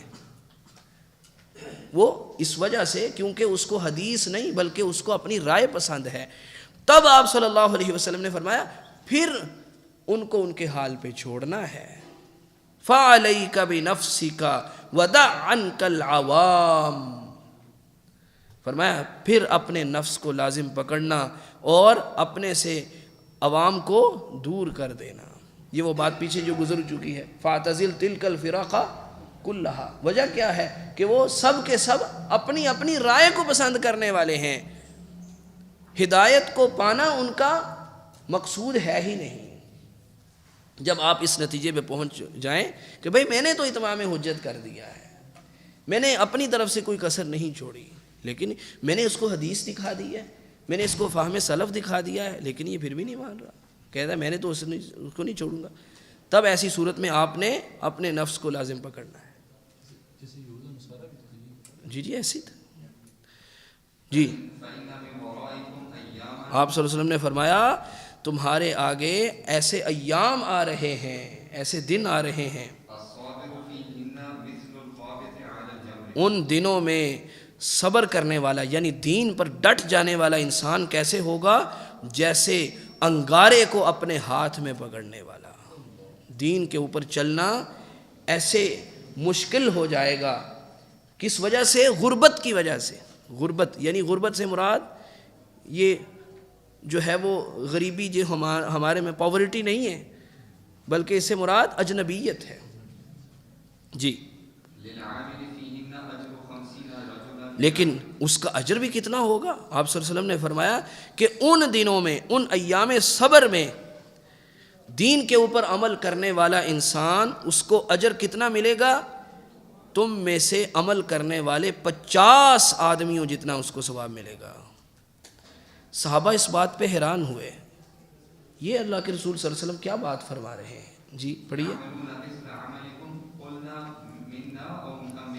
انہوں نے جو ہے نا وہ اس کی تفصیل چاہیے، اللہ کے رسول علیہ الصلوۃ والسلام کیا ہم میں سے 50 آدمی یا ان میں سے 50 آدمی؟ آپ صلی اللہ علیہ وسلم نے فرمایا تم میں سے 50 آدمی، تم میں سے 50 آدمیوں کے برابر اللہ تعالیٰ اس کو اجر عطا فرمائے گا جی۔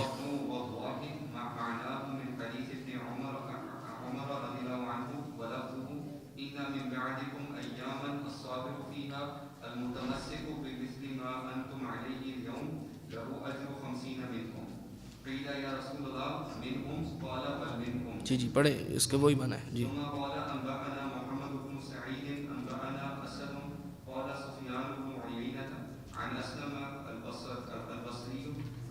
عن اسلم البصری عن سعيد أخي الحسن يرفعه قلت لسفيان عن النبي صلى الله عليه وسلم قال نعم قال إنكم اليوم على بينة من ربكم تأمرون بالمعروف وتنهون۔ نبی علیہ السلام نے فرمایا آج دیکھو تم اپنے رب کی طرف سے ایک روشن دلیل پہ ہو، تمہارے اندر اللہ کا نبی موجود ہے، تم اس کو دیکھ رہے ہو، ایمان لا رہے ہو، قرآن تمہارے سامنے اتر رہا ہے، ہر مسئلے میں تم اللہ کے نبی کی طرف رجوع کر رہے ہو، روشن دلیل کے اوپر ہو۔ تأمرون بالمعروف، تم نیکی کا حکم دے رہے ہو، منکر سے روکتے ہو، اللہ کی راہ میں جہاد کرتے ہو۔ ابھی تک تم میں 2 نشے والی چیزیں ظاہر نہیں ہوئی ہیں، ایسی چیزیں جو انسان کے حواس کو ضائع کر دیں۔ وہ کون سی؟ 2 چیزیں جو نشہ آور ہیں، ایک جہالت کا نشہ اور دوسرا جینے کی محبت کا نشہ، اس دنیاوی زندگی کی محبت کا نشہ، مرنے کو جی نہیں چاہتا یا مرنے کا اپنے بارے میں کبھی سوچتے ہی نہیں ہے۔ اس دنیا میں اس قدر محو ہیں، تمام تر کوششیں کاوشیں اگر کچھ بنانے کو ہیں تو وہ صرف اور صرف یہ زندگی ہے، یہ دنیا ہے، اور آخرت کو بھلائے بیٹھے۔ لیکن آپ نے فرمایا ان قریب تم اس سے پھر جاؤ گے، تمہاری حالت بدل جانے والی ہے۔ وہ وقت آئے گا کہ تم نیکی کا حکم نہیں دو گے اور برائی سے نہیں روکو گے، اللہ کی راہ میں جہاد نہیں کرو گے، اور پھر یہی دو چیزیں تمہارے اندر ظاہر ہو چکی ہوں گی، جس کا نتیجہ اس صورت میں نکلے گا کہ تم امر بالمعروف بھی چھوڑ دو گے، نہی عن المنکر بھی چھوڑ دو گے، اور اللہ کی راہ میں جہاد بھی چھوڑ دو گے۔ کون سی چیزیں؟ ایک جہالت، ظاہر ہے جو خود جاہل ہے وہ کیا امر بالمعروف کرے گا، کیا نہی عن المنکر کرے گا، کیا اللہ کی راہ میں جہاد کرے گا؟ جہالت کی بنیاد پہ یاد رکھیے اللہ کی راہ میں جہاد ہو ہی نہیں سکتا۔ جہاد اللہ کی راہ میں وہ کوئی جاہل نہیں کر سکتا۔ اور دوسرا نشہ وہ کیا ہے؟ دنیا کی محبت۔ اب جو انسان دنیا کی محبت اپنے دل میں بسائے ہوئے ہو اور آخرت کو یکسر بھلائے ہوئے ہو، وہ کیا لوگوں کو نیکی کا حکم دے گا؟ وہ خود نیکی کو کبھی ترجیح نہیں دے گا، کیونکہ آخرت اس کی ترجیحات میں نہیں ہے۔ اور انسان نیکی کرتا کس لیے ہے؟ آخرت کے لیے کرتا ہے۔ اور برائی سے کیوں رکتا ہے؟ آخرت کے لیے، کہ میں نے اللہ کے حضور پیش ہو کے اس کا جواب کیا دینا ہے۔ تو وہ تو خود نہیں چاہتا، وہ دوسروں کو کیا نیکی کا حکم دے گا اور برائی سے کیا روکے گا؟ اور اس کا مطمع نظر تو صرف اور صرف یہ دنیا ہے۔ وہ کیوں اپنی جان کو مصیبت میں ڈالے، اپنی جان کو مشقت میں ڈالے اور اللہ کی راہ میں نکلے؟ جی، تو یہ جب حالات آ جائیں گے ان دنوں میں اللہ کی کتاب اور میری سنت کو مضبوطی سے تھام لینے والے کے لیے لہو اجر 50، اس کے لیے 50 آدمیوں کا اجر ہوگا۔ قیل منہم، پوچھا گیا اللہ کے رسول ان میں سے 50؟ قال لا بل منکم، آپ نے فرمایا نہیں ان میں سے نہیں بلکہ تم میں سے 50۔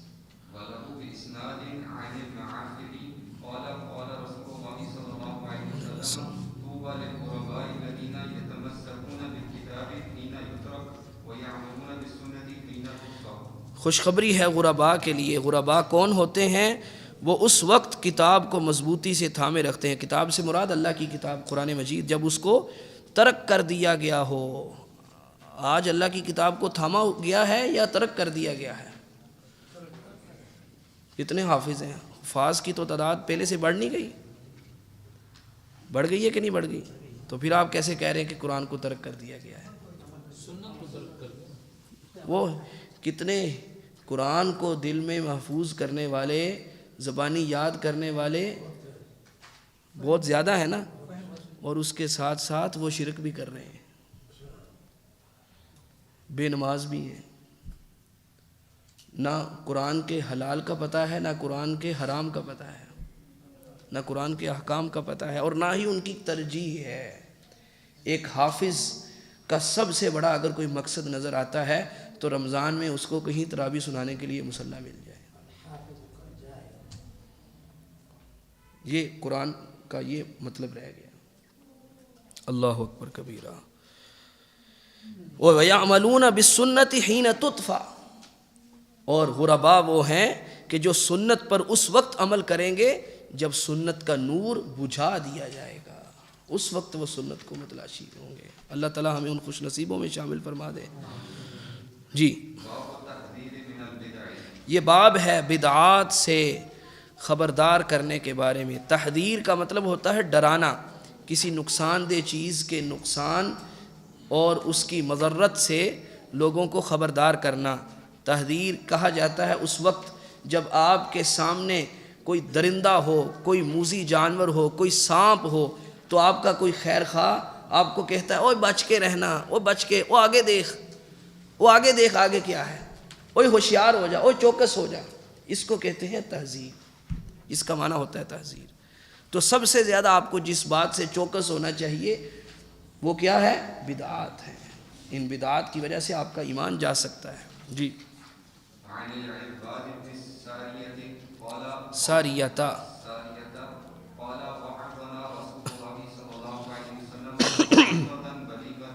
ارباز بن ساریہ رضی اللہ تعالیٰ عنہ سے مروی ہے، انہوں نے کہا ہمیں رسول اللہ صلی اللہ علیہ وسلم نے بڑا ہی بلیغ خطبہ ارشاد فرمایا، بڑی ہی خوبصورت نصیحت فرمائی،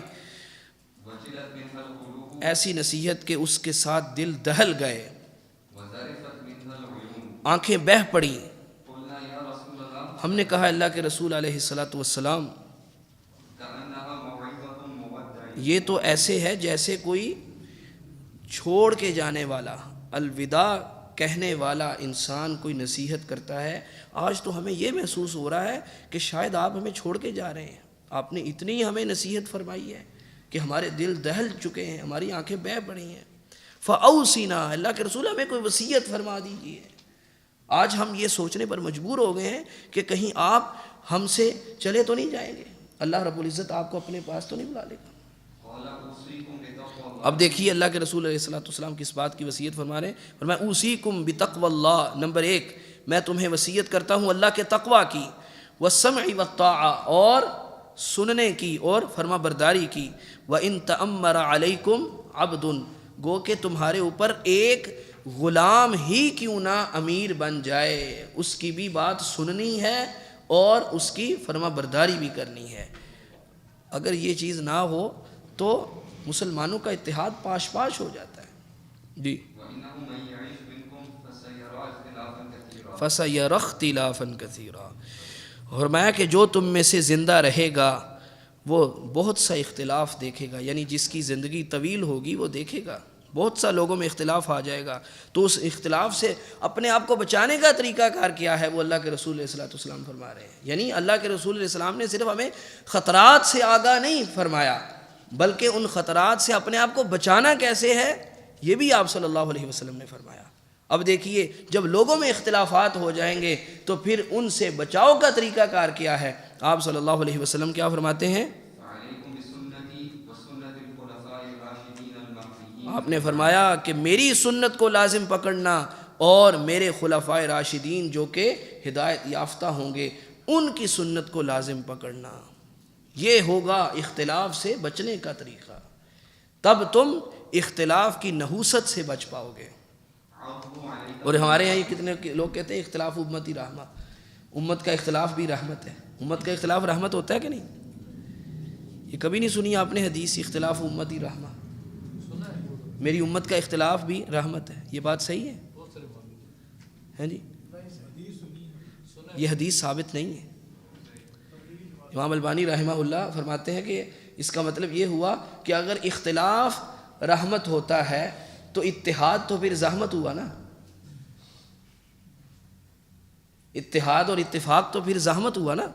اگر اختلاف رحمت ہے تو ہمیں پھر کوشش کیا کرنی چاہیے کہ ہم اختلاف ڈالیں نہ کہ اتفاق۔ اگر اتفاق ہو بھی تو اس میں پھوٹ ڈال دیں کیونکہ ہمیں رحمت چاہیے۔ انا للہ و انا الیہ راجعون، یہ بات غلط ہے، یہ حدیث ثابت نہیں ہے، ثابت نہیں ہے، نہیں ثابت نہیں ہے یہ حدیث، یہ روایت ثابت نہیں۔ امام البانی رحمہ اللہ نے سلسلۃ الاحادیث الضعیفہ میں اس کے اوپر خوب لکھا ہے۔ جی جی جی جی ایسے ہی۔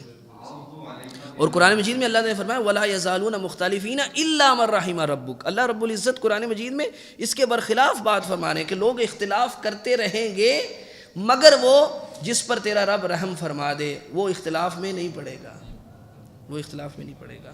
تو اختلاف میں نہیں پڑھنے کا کیا مطلب ہے؟ وہ کہے گا کہ مجھے سنت جو پتہ چل گئی میں اس کے اوپر قائم رہوں گا، یہی بات آپ صلی اللہ علیہ وسلم نے فرمایا فَعَلَيْكُمْ بِسُنَّتِي وَسُنَّتِ الْخُلَفَاءِ الرَّاشِدِينَ الْمَهْدِيِّينَ۔ جی اپنے ان دانتوں کے ساتھ سنت کو، میری سنت کو اور میرے خلفائے راشدین المہدیین کی سنت کو مضبوطی سے پکڑ لینا۔ پکڑا ہاتھوں سے جاتا ہے کہ دانتوں سے؟ ہاتھوں سے جاتا ہے نا، لیکن نبی علیہ السلام کیا فرما رہے ہیں؟ دانتوں سے۔ اس کا کیا مطلب ہے؟ مضبوطی سے، داڑھوں سے، داڑھوں سے۔ وجہ یہ ہے، اس کی ایک تعبیر یہ بھی ہے کہ اگر تمہارے ہاتھ کاٹ دیے جائیں تب کیسے پکڑو گے؟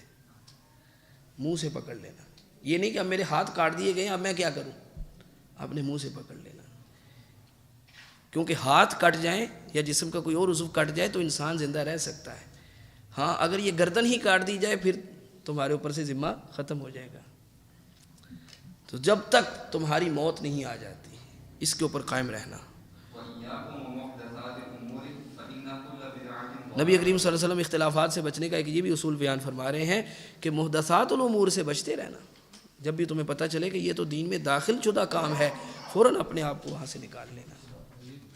محدثات الامور، دین میں نئے نئے کام، فإن كل بدعة ضلالہ، پس یقیناً ہر بدعت گمراہی ہے۔ جی جی وعن حذيفة قال كل عبادة لا يتعبده أصحاب محمد صلى الله عليه صلی اللہ وسلم علیہ وسلم فلا تعبدوها فلا تعبدوها. جی حضرت حذیفہ رضی اللہ تعالیٰ عنہ نے کہا کہ ہر وہ عبادت جو اصحاب محمد صلی اللہ علیہ وسلم نے نہ کی ہو تم بھی وہ نہ کرو، تم بھی وہ نہ کرو. یہ دیکھو صحابہ نے کیا پھر ہم بھی کریں گے. اور اگر یہ پتہ چلے کام بہت اچھا ہے، بڑا پیارا کام ہے، نبی علیہ الصلوۃ والسلام سے بڑی محبت کا اظہار ہوگا، پوچھو صحابہ نے کیا ٹھیک ہے، اگر نہیں کیا نہیں ہم نہیں کریں گے. اگر آپ اس طرح ہر کام کے پیچھے لگ گئے تو پھر آپ اپنے آپ کو اختلاف سے کیسے بچا پائیں گے، گمراہی سے کیسے بچا پائیں گے. نبی کریم صلی اللہ علیہ وسلم نے تو فرمایا کہ دین میں ہر نیا کام وہ گمراہی، اور ہر گمراہی انسان کو جہنم میں لے کے جانے والی. جی فرماتے ہیں للآخری، پس یقیناً پہلے نے بعد میں آنے والوں کے لیے بات کرنے کا کوئی مجال نہیں چھوڑا. ایسا نہیں ہے کہ پہلوں نے کوئی کمی چھوڑی ہو اور بعد والے اس کے اوپر نکتہ چینی کر رہے ہوں. ہاں یہ پہلوں نے باقی کام تو کیے لیکن یہ والا کام نہیں کیا، وہ ہم کر لیتے ہیں، یہ معنی ہے. انہوں نے کوئی بات چھوڑی نہیں ہے، جو دین تھا اس کے اوپر انہوں نے عمل کیا. اب ہمارا کام کیا ہے، جو انہوں نے کیا ہم نے وہی کرنا ہے بس. اللہ سے ڈرو اے قراء کی جماعت. ہاں، اور اگر تم کوئی رستہ پکڑنا چاہتے ہو تو اپنے سے پہلوں کا رستہ پکڑو، اور وہ کیا ہے؟ سلف صالحین کا رستہ. جی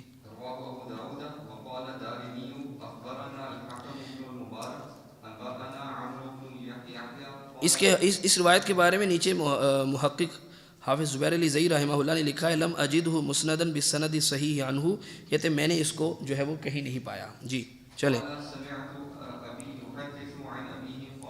امام دارمی رحمہ اللہ فرماتے ہیں ہمیں حکم بن مبارک نے خبر دی، انہوں نے کہا کہ ہمیں خبر دی عمر بن یحییٰ نے، انہوں نے کہا کہ میں نے اپنے باپ سے سنا، وہ اپنے باپ سے روایت کر رہے تھے، حدیث بیان کر رہے تھے. قال، انہوں نے کہا کیا؟ ہم عبداللہ بن مسعود رضی اللہ تعالیٰ عنہ کے دروازے پر بیٹھے تھے، صبح کی نماز سے پہلے کی بات ہے. مشا یمشی مشینا معہ، بس جب وہ نکلے تو ہم ان کے ساتھ مسجد کی طرف ہو لیے. ہمارے پاس ابو موسیٰ اشعری رضی اللہ تعالیٰ عنہ تشریف لائے. نہیں، انہوں نے کہا کہ جب وہ نکلیں گے تو ہم ان کے ساتھ ہو لیں گے. جی تو اسی اسنا میں ابو موسیٰ اشعری، یہ دوسرے صحابی ہیں، وہ ہمارے پاس تشریف لائے. انہوں نے آ کے کیا پوچھا؟ اخرج الیکم ابو عبد الرحمن بعد، کیا ابو عبد الرحمن یعنی عبداللہ ابن مسعود رضی اللہ تعالیٰ عنہ ابھی تک گھر سے تشریف نہیں لائے، نکلے نہیں؟ ہم نے کہا نہیں. تو وہ بھی ہمارے ساتھ ہی بیٹھ گئے انتظار کرنے کے لیے کہ اب عبداللہ ابن مسعود کب تشریف لاتے ہیں. بس جب وہ نکلے ہم ان کے ساتھ ہی کھڑے ہو گئے سارے کے سارے، اب ہم مسجد کی طرف چلتے ہیں. اب ابو موسیٰ اشعری رضی اللہ تعالیٰ عنہ نے حضرت عبداللہ ابن مسعود رضی اللہ تعالیٰ عنہ سے سلسلہ کلام شروع کیا. وہ کیا بات کر رہے ہیں؟ جی انہوں نے کہا ہے کہ ابو عبد الرحمن. ابو عبد الرحمن کس کو کہہ رہے ہیں؟ عبداللہ بن مسعود کی ان کی کنیت ہے ابو عبد الرحمن. میں نے ابھی مسجد میں ایک ایسی بات دیکھی ہے، ایک ایسا معاملہ دیکھا ہے جس کو میں نے اوپرا سا سمجھا ہے، ایسا کہ جو میں نے پہلے کبھی دیکھا نہیں، نیا کام. لیکن میں نے الحمدللہ اس کو خیر ہی پایا ہے، یعنی پہلے کبھی نہیں دیکھا لیکن وہ خیر ہی معلوم ہوتا ہے، یہ کوئی برائی والا کام نہیں مجھے معلوم ہوا. اب دیکھیے وہ حضرت عبداللہ بن مسعود پوچھ رہے ہیں اور ان کا ریئیکشن کیا ہے، کہتے ہیں وہ ہے کیا؟ فقال، کہنے لگے اگر آپ زندہ رہے تو آپ دیکھ لیں گے، یعنی آپ مسجد کی طرف جا رہے ہیں نا، اگر اللہ نے آپ کو زندگی دی تو آپ وہ کام دیکھ لیں گے. جی پھر انہوں نے خود اس کو بیان بھی کرنا شروع کر دیا کہ وہ کام ہے کیا. انہوں نے کہا کہ رأیت فی المسجد، میں نے مسجد میں دیکھا کچھ لوگوں کو، حلقاً وہ حلقوں کی صورت میں، یعنی دائرے بنا کے، 4-5 لوگ ادھر دائرہ بنا کے بیٹھے ہیں، 4-5 لوگ ادھر دائرہ بنا کے بیٹھے ہیں، 4-5 لوگ ادھر دائرہ بنا کے بیٹھے ہیں جی۔ وہ بیٹھے کیوں ہیں؟ نماز کا انتظار کر رہے ہیں کہ کب نماز کھڑی ہوتی ہے۔ اس ہر حلقے میں ایک آدمی بیٹھا ہوا ہے اور ان کے ہاتھوں میں کنکریاں ہیں، کنکریاں، چھوٹے چھوٹے پتھر۔ تو وہ جو ان کے پاس بیٹھا ہوا ہے وہ ان کو کہتا ہے کبروا میاتن، 100 دفعہ اللہ اکبر پڑھو بھائی، یہ تمہارے پاس کنکریاں ہیں نا، 100 دفعہ اللہ اکبر پڑھو۔ تو وہ 100 دفعہ اللہ اکبر پڑھنے لگ جاتے ہیں۔ پھر وہ کہتا ہے کہ 100 دفعہ لا الہ الا اللہ پڑھو، وہ 100 دفعہ لا الہ الا اللہ پڑھ لیتے ہیں۔ پھر وہ کہتا ہے کہ 100 دفعہ سبحان اللہ پڑھو، پس وہ پھر 100 دفعہ ان کنکریوں پہ 100 دفعہ سبحان اللہ پڑھنے لگ جاتے ہیں۔ اب دیکھیے عبداللہ بن مسعود کہتے ہیں کہ تم نے ان کو کیا کہا پھر؟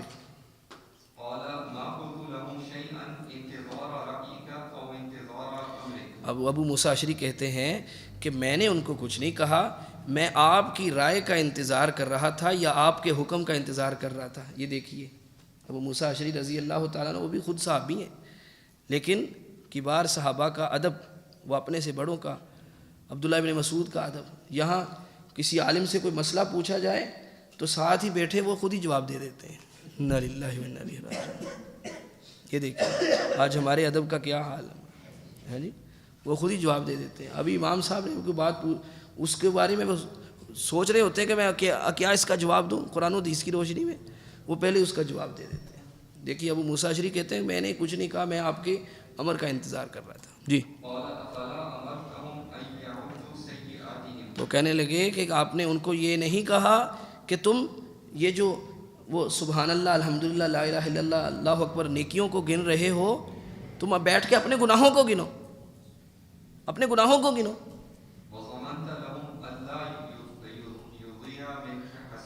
اللہ یضیع من حسناتہم شیء، تم نے ان کو ضمانت نہیں دی کہ تمہاری حسنات میں سے کچھ ضائع نہیں ہوگا، اس لیے ان کو اس کو گن گن کے سنبھالنے کی ضرورت نہیں ہے۔ اگر گننے کی ضرورت ہے تو اپنے گناہوں کو گنو۔ ثم مضى ومضينا معه، پھر اب عبداللہ بن مسعود وہ چلے، ہم بھی ان کے ساتھ چلے، حتیٰ کہ وہ ان حلقوں میں سے ایک حلقے کے پاس جا کے پہنچ گئے، ان کے پاس کھڑے ہو گئے۔ فقال، عبداللہ بن مسعود کہنے لگے یہ کیا کام ہے جو تم کر رہے ہو، میں تمہیں کیا دیکھتا ہوں، یہ کیا کر رہے ہو؟ انہوں نے کہا کہ ابو عبداللہ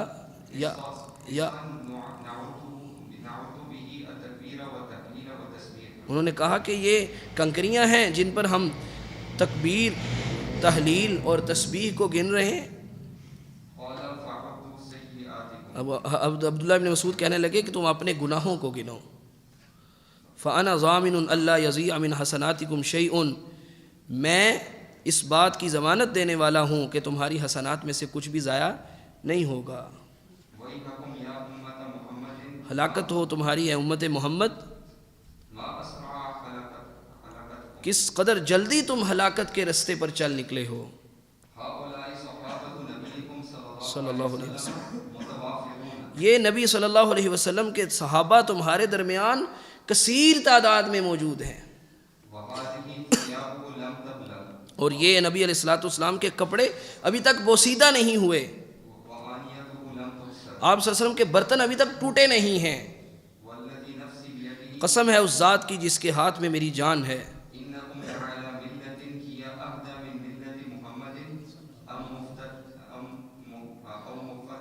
او مفتتحو بابی ضلالت، قسم ہے اس ذات کی جس کے ہاتھ میں میری جان ہے، کیا تم کوئی ایسے طریقے پر آ گئے ہو جو طریقہ محمد صلی اللہ علیہ وسلم کے طریقے سے زیادہ ہدایت والا ہے؟ یعنی اگر یہ طریقہ بہتر ہوتا تو اللہ کے رسول صلی اللہ علیہ وسلم نے اس کی تمہیں تعلیم دی ہوتی۔ کیا تم محمد صلی اللہ علیہ وسلم کی ملت سے بہتر کسی ملت پر آ گئے ہو، یا تم امت میں گمراہی کا دروازہ کھولنے والے ہو؟ انہوں نے کیا جواب دیا؟ کہنے لگے یا ابا عبد الرحمن، اللہ کی قسم، ما اردنا الا الخیر، ہمارا تو اس کام کے کرنے سے صرف خیر کا ہی ارادہ تھا، ہم تو خیر ہی چاہتے تھے، ہم تو نیکی کرنا چاہتے تھے، ہماری نیت بری نہیں تھی۔ تو کیا حضرت عبداللہ ابن مسعود نے ان کو کہہ دیا اچھا بھی تمہاری نیت اچھی ہے تو چلو لگے رہو؟ آپ کتنے لوگ وہ بدعات کو دیکھ کے بھی کہتے ہیں کہ جناب کسی کی نیت کے اوپر ہمیں کیا شک کرنا، بھئی نیت کے اوپر کون شک کر رہا ہے؟ ہم تو طریقے کی بات کر رہے ہیں، ہم تو طریقے کی بات کر رہے ہیں۔ اگر کوئی اچھی نیت کر کے آپ کو قتل کر دے تو وہ ٹھیک ہے، اور بعد میں کوئی اچھی نیت بتا دے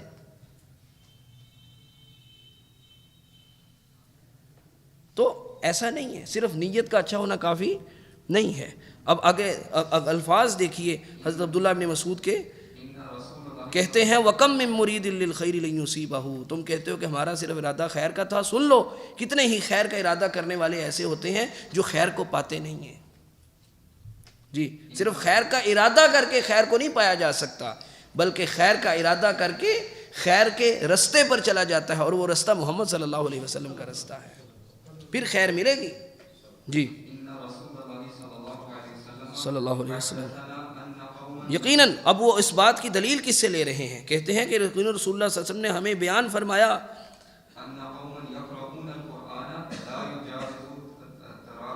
ہاں وہ کہتے ہیں کہ یہ جو بات میں نے کی ہے کہ کتنی خیر کو طلب کرنے والے خیر کو پاتے نہیں ہیں، اس کی دلیل کیا ہے؟ رسول اللہ صلی اللہ علیہ وسلم کا یہ فرمانا خوارج کے بارے میں کہ وہ قرآن کی قرات کریں گے لیکن وہ قرآن ان کے حلقوں سے نیچے نہیں اترے گا۔ اب وہ قرآن کی قرات کر رہے ہیں لیکن قرآن سے خیر ان کو حاصل نہیں ہو رہی۔ اللہ کی قسم شاید ان میں سے اکثر تم ہی میں سے ہوں گے۔ پھر حضرت عبداللہ ابن مسعود رضی اللہ تعالیٰ عنہ ان کو چھوڑ کے وہاں سے چلے گئے۔ عمر بن سلمہ کہتے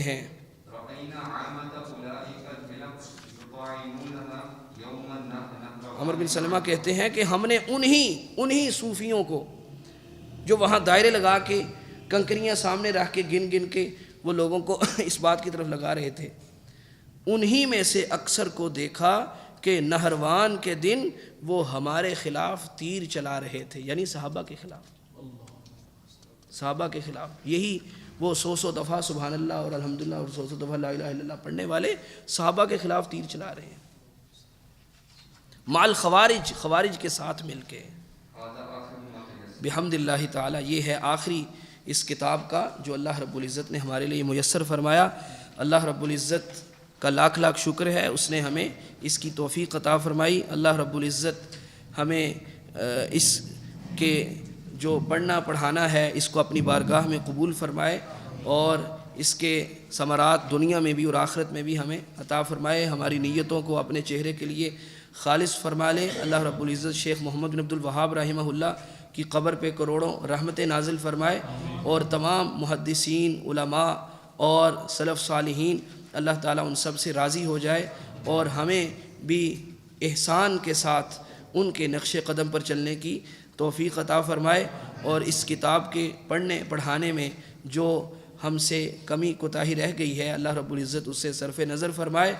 جو کچھ خیر کی بات منہ سے نکلی وہ خالصتاً اللہ تعالیٰ کے فضل و کرم سے ہوا، اور جو غلطی کوتاہی رہ گئی وہ ہمارے نفس کی جانب سے تھا، اللہ تعالیٰ اس پہ ہمیں درگزر فرما دے، اور اللہ رب العزت جو صحیح باتیں ہیں ان کو ہمارے قلب و ذہن میں ثابت کر دے، مضبوط کر دے، جما دے، اور جو غلطی ہو گئی ہے اس کو ہمارے ذہنوں سے، ہمارے دلوں سے مٹا دے، کیونکہ وہی ہے جو مٹاتا بھی ہے اور ثابت بھی کرتا ہے۔ یمحو اللہ ما یشاء ویثبت، اللہ ہی ہے جو مٹاتا ہے اور وہی ثابت رکھتا ہے۔